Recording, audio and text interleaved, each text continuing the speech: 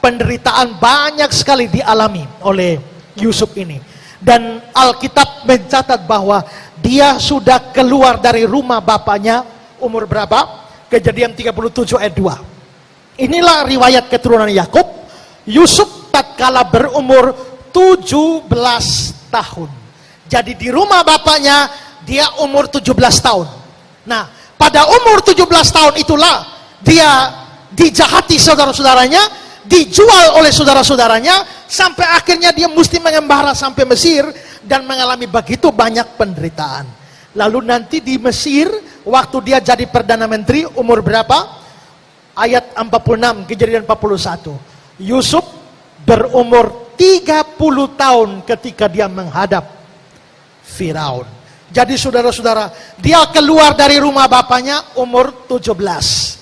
Baru sukses di Mesir umur 41. Nah, saudara, itu berarti bahwa dia hidup sendiri 13 tahun mengalami penderitaan. 13 tahun hidup sendiri. 13 tahun hidup dalam berbagai macam problem, kesulitan. Dan ini bukan perkara mudah. Kenapa? Kalau kita baca di Alkitab, dia kelihatannya adalah anak kesayangan bapaknya. Dia adalah anak kesayangan dari Yakub, dan karena itu dia diperhatikan sedemikian rupa oleh ayahnya yang membuat saudara-saudaranya iri. Anak kesayangan seperti ini sekarang harus mendapati kenyataan dia hidup jauh dari orang tua. Dia hidup terpisah dari orang tua yang sangat-sangat sayang kepada dia. Dan ini bukan perkara gampang. Ini bukan perkara mudah. Dia jauh dari orang tua. Mungkin dia tidak biasa kerja di rumah, tapi sekarang dia mesti bekerja. Bahkan sebagai budak di Mesir, masuk penjara lagi dan seterusnya. Tapi saudara-saudara, menariknya adalah kalau kita lihat hidupnya yang penuh penderitaan, kita tidak dapat satu kali pun Yusuf mengeluh, tidak pernah ada. Satu kali pun Yusuf bersusah hati, menyesali diri, kita tidak pernah ketemu itu. Dia tidak pernah marah-marah, protes sama Tuhan, tidak. Dia tidak pernah kecewa sama Tuhan, tidak pernah. Kenapa saudara-saudara? Kelihatannya dia yakin penuh bahwa seluruh jalan hidupnya memang ada tangan Tuhan yang atur itu. Seluruh jalan hidupnya diatur oleh Tuhan. Tuhan yang merencanakan setiap detail di dalam hidupnya.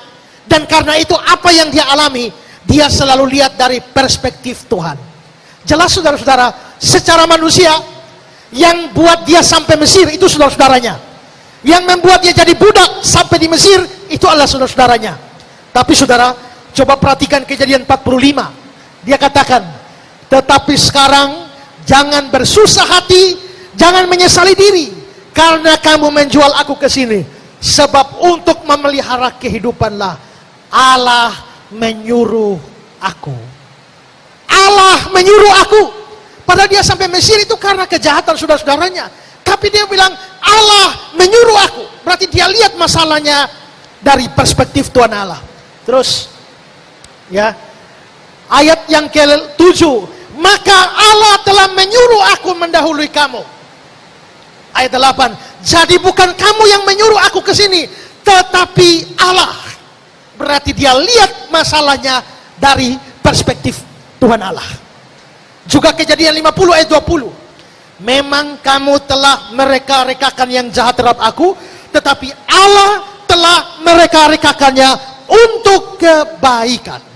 Jadi dia punya masalah banyak, dia punya problem banyak, dia punya penderitaan banyak, tidak mengeluh sama sekali. Kenapa tidak mengeluh? Karena dia tahu semuanya sedang diatur oleh Allah, seluruhnya sedang dikontrol oleh Allah, semuanya sedang dipersiapkan oleh Allah untuk sesuatu yang baik bagi dirinya. Nah, dengan kata lain saudara-saudara, dia sadar bahwa hidupnya sedang diatur oleh Allah. Dia sadar bahwa hidupnya sedang ditenun oleh Allah, dan karenanya dia tidak marah, dia tidak menyesali diri, dia tidak protes, dia tidak sakit hati pada orang-orang yang jahat pada dia, sama sekali tidak. Berarti kita boleh berkesimpulan di sini dia sedang menyerahkan hidupnya sepenuhnya di dalam rencana Tuhan Allah.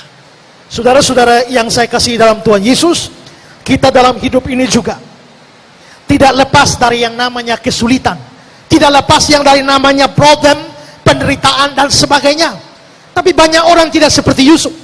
Banyak orang ketika masalah, problem, kesulitan, mereka banyak mengeluh, banyak menyesali diri, banyak yang bunuh diri di jembatan Liliba dan sebagainya. Saya pernah lewat jembatan Liliba, mereka ada tulis di sana, dilarang bunuh diri di sini. Saudara, kalau ada orang mau bunuh diri, kira-kira dia perlu perhatikan lagi itu tulisan? Tidak. Banyak orang karena putus asa, lalu akhirnya bunuh diri, mengakhiri hidupnya dengan cara yang tragis seperti itu. Tapi saudara-saudara, kalau saudara percaya seperti Yusuf, bahwa kalau saudara anak Tuhan, saudara ini adalah anak-anak Tuhan, Tuhan pasti sedang mengatur hidup saudara. Dia akan menenun hidup saudara di tengah-tengah segala macam kesulitan, sehingga saudara tidak akan mengalami apa yang buruk, tapi sebaliknya apa yang baik seperti Yusuf. Nah, belajar dari Yusuf ini adalah dia ini adalah seorang yang betul-betul menyerahkan hidupnya di dalam pimpinan Tuhan. Hidupnya diatur sepenuhnya oleh Tuhan. Karena itu saudara-saudara, kalau sampai Tuhan memberkati dia, kalau sampai Tuhan menyertai dia, kalau sampai Tuhan berikan berkatnya begitu luar biasa kepada orang ini, memang bukan sesuatu yang aneh, karena seluruh hidupnya betul-betul dia pasrahkan kepada Tuhan. Karena itu saudara-saudara, kalau kita belajar seperti Yusuf yang mau serahkan hidup kita sepenuhnya pada tangan Tuhan, dia seperti dia memberkati Yusuf, dia pun juga bisa memberkati saudara dan saya.